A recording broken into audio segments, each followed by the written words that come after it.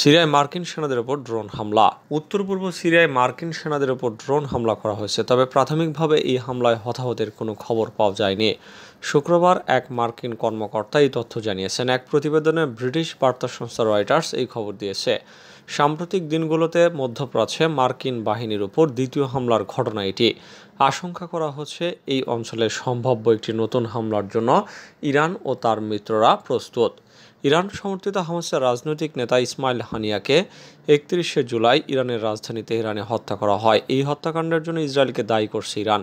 ইসরায়েলের বিরুদ্ধে প্রতিশোধমূলক হামলারও হুমকি দিয়ে রেখেছে দেশটি, তবে এই হামলার দায় স্বীকার করেনি ইসরায়েল। বৈরুতে ইসরায়েলের হামলা ইরান সমর্থিত লেবাননের হিজবুল্লাহর সিনিয়র সামরিক কমান্ডার ফুয়াদ শুকুরের হত্যা গাজার সংঘাতকে একটি বৃহত্তর মধ্যপ্রাচ্যের যুদ্ধে রূপান্তরিত করার উদ্বেগ আরও বাড়িয়ে দিয়েছে। ইরান বলেছে ইসরায়েলের প্রতি সমর্থনের কারণে হানিয়া হত্যাকাণ্ডের জন্য যুক্তরাষ্ট্রও দায়ী। গাজার স্কুলে ভয়াবহ হামলা, নিহত 100। ইসরায়েলের বিমান বাহিনী গাজা উপত্যকার একটি স্কুলে হামলা চালিয়েছে এবং সেখানে নিহত হয়েছেন 90 থেকে 100 জন এবং আহত হয়েছেন আরও বহু সংখ্যক। শনিবার সকালে এই হামলা চালানো হয়। গাজার বেসামরিক প্রতিরক্ষা কর্তৃপক্ষ বিবিসিকে এই তথ্য নিশ্চিত করে বলেছে, স্কুলটি গাজার দারাস শহরে অবস্থিত। গত 7ই অক্টোবর গাজায় ইসরায়েলি বাহিনীর অভিযান শুরুর পর থেকে স্কুলটিতে শিক্ষা কার্যক্রম বন্ধ ছিল। যারা নিহত বা আহত হয়েছেন তারা সবাই শরণার্থী। সৌদিতে অস্ত্র বিক্রির নিষেধাজ্ঞা প্রত্যাহার করল যুক্তরাষ্ট্র।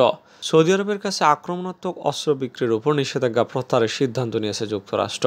গতকাল মার্কিন পররাষ্ট্র মন্ত্রণালয় এই সিদ্ধান্তের কথা জানায়।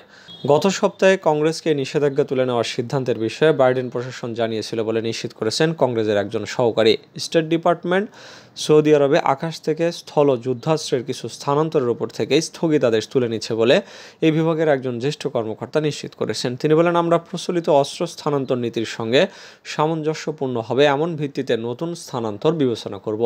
তিনি বলেন, সৌদিরা তাদের চুক্তির শর্ত পূরণ করেছে এবং আমরাও আমাদেরটি পূরণের জন্য প্রস্তুত। কংগ্রেসের উপযুক্ত নির্দেশনা এবং পরামর্শের ভিত্তিতে বিষয়গুলো এখন নিয়মিত অবস্থায় ফিরিয়ে আনা হবে।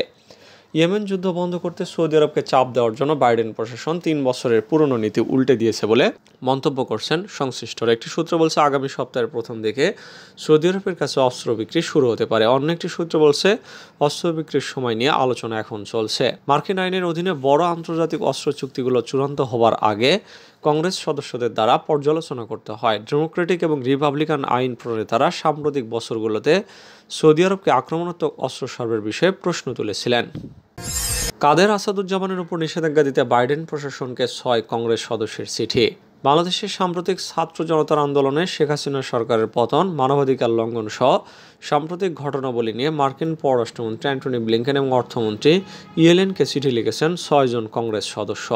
চিঠিতে এইসব আইন প্রণেতা শেখ হাসিনা সরকারের মানবাধিকারের লঙ্ঘনের ঘটনায় গভীর উদ্বেগ জানান। সেই সঙ্গে তারা আওয়ামী লীগের সাধারণ সম্পাদক ও ক্ষমতাচ্যুত সরকারের সড়ক পরিবহন ও সেতুমন্ত্রী ওবায়দুল কাদের এবং স্বরাষ্ট্রমন্ত্রী আসাদুজ্জামান খানের বিরুদ্ধে নিষেধাজ্ঞা আরোপের আহ্বান জানিয়েছেন।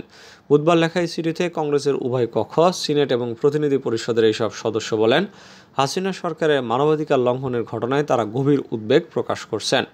সরকারি চাকরিতে অন্যায্য কোটা ব্যবস্থার প্রতিবাদে শুরু হওয়া শান্তিপূর্ণ বিক্ষোভ দমনে গত 15 জুলাই পুলিশ ও আধা সামরিক বাহিনীর সদস্যদের মোতায়েন করে আওয়ামী লীগ। পরবর্তী সপ্তাহে জুড়ে আইনশৃঙ্খলা রক্ষাকারী বাহিনী বিক্ষোভকারী শিক্ষার্থীদের ওপর অসংগতিপূর্ণ এবং বেআইনি বল প্রয়োগ করে। সোরে রাবার বুলেট, সররা গুলি, সাউন্ড গ্রেনেড, কাঁদানে গ্যাসের সেল ও তাজা গুলি।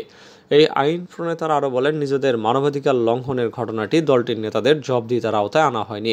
ওবায়দুল কাদের এবং আসাদুজ্জামান খানের বিরুদ্ধে সুনির্দিষ্টভাবে নিষেধাজ্ঞা আরোপ করার আহ্বান জানান কংগ্রেস সদস্যরা।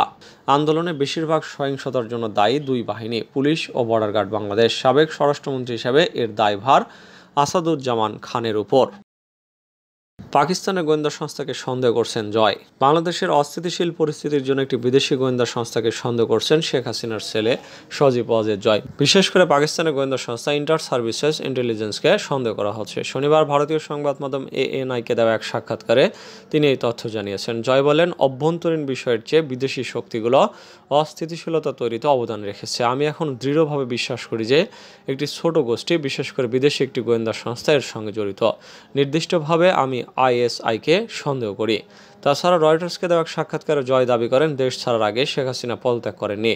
জয় বলেন, আমার মা আনুষ্ঠানিকভাবে পদত্যাগ করেননি। তার পরিকল্পনা ছিল একটি বিবৃতি দেওয়ার পর পদত্যাগ করা, কিন্তু তার আগে বিক্ষোভকারীরা প্রধানমন্ত্রীর বাসভবনের দিকে যাত্রা শুরু করেন। ফলে সে সময় কোনো সময়ই ছিল না। আমার মা কোনো কিছু গোছাতেও পারেননি, তাই সংবিধান অনুযায়ী আমার মা এখনও বাংলাদেশের প্রধানমন্ত্রী। জয় আরও বলেন, দল হিসেবে আওয়ামী লীগ নির্বাচনে অংশ নেবে এবং আগামী 3 মাসের মধ্যে নির্বাচন হতে হবে।